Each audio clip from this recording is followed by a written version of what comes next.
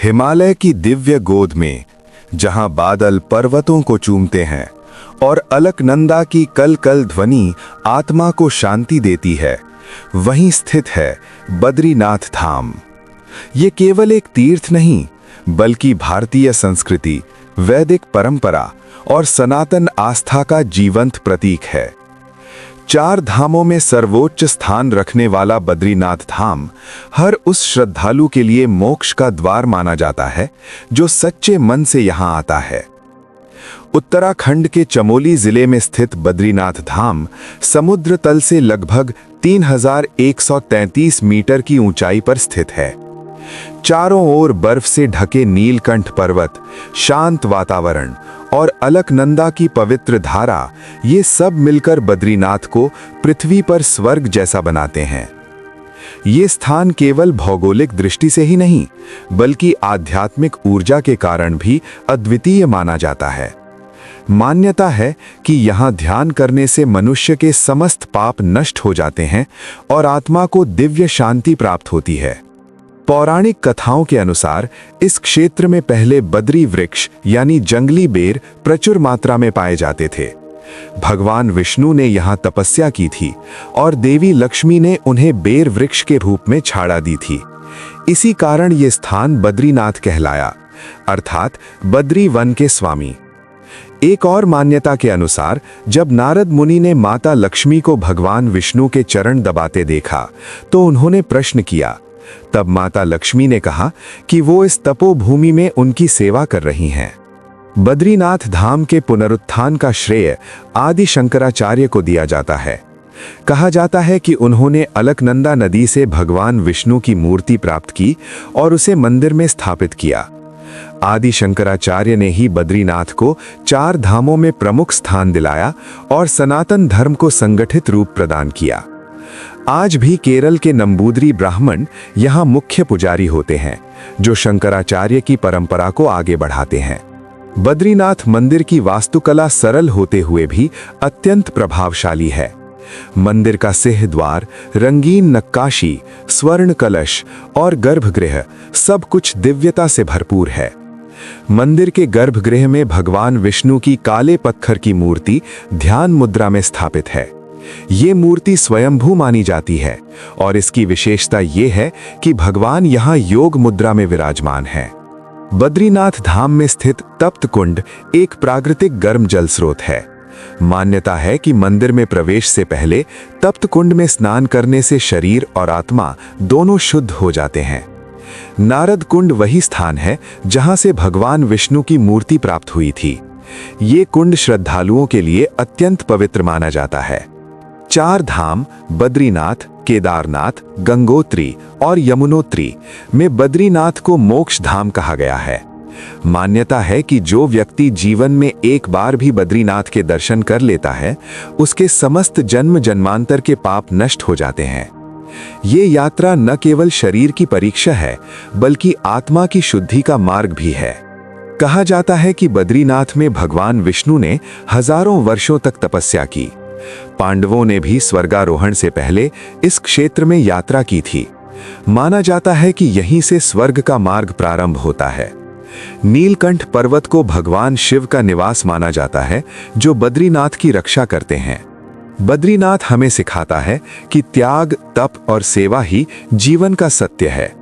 यहाँ आकर मनुष्य अपने अहंकार को त्याग कर ईश्वर के चरणों में समर्पित हो जाता है। ये धाम हमें प्रकृति के साथ सामंजस्य बनाकर जीने की प्रेरणा देता है।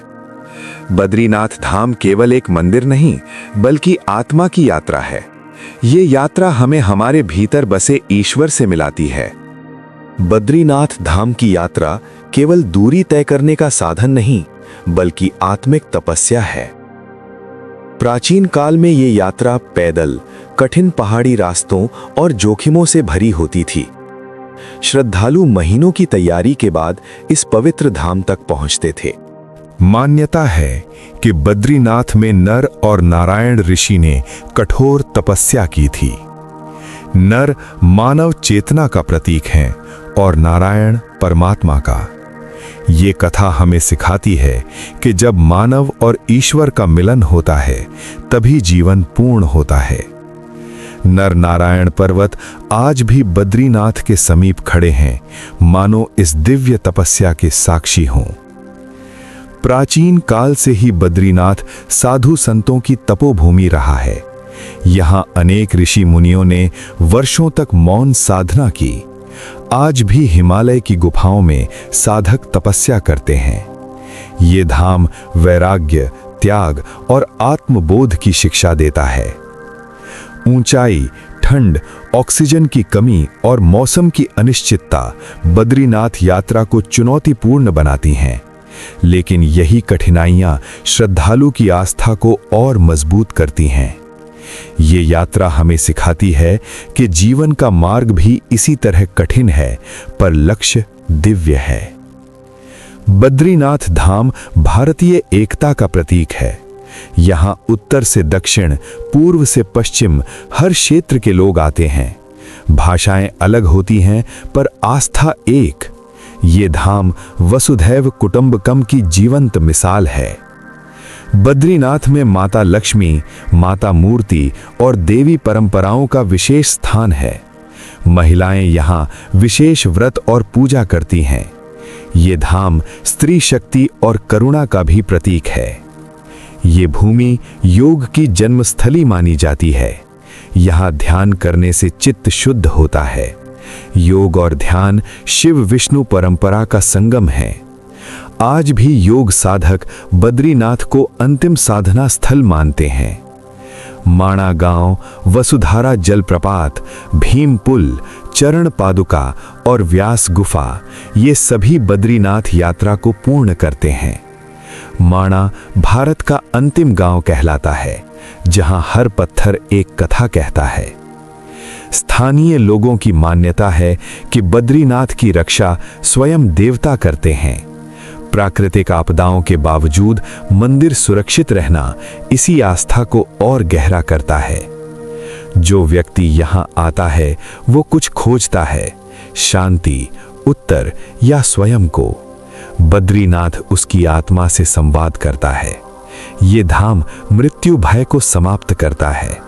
यहाँ आकर व्यक्ति समझता है कि मृत्यु अंत नहीं बल्कि यात्रा है। सरकार और समाज मिलकर बद्रीनाथ की दिव्यता को बनाए रखने का प्रयास कर रहे हैं।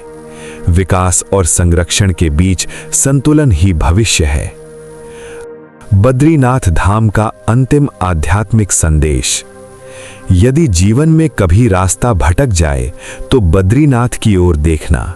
ये धाम याद दिलाता है कि ईश्वर हमेशा हमारे साथ है। बद्रीनाथ धाम केवल उत्तराखंड में स्थित एक तीर्थ नहीं, बल्कि भारतीय आत्मा का केंद्र है। ये धाम हमें सिखाता है कि भक्ति, कर्म और ज्ञान तीनों का संतुलन ही जीवन की पूर्णता है। जो बद्रीनाथ को समझ लेता है वो जीवन को समझ लेता है। जय बद्री विशाल, जय सनातन धर्म।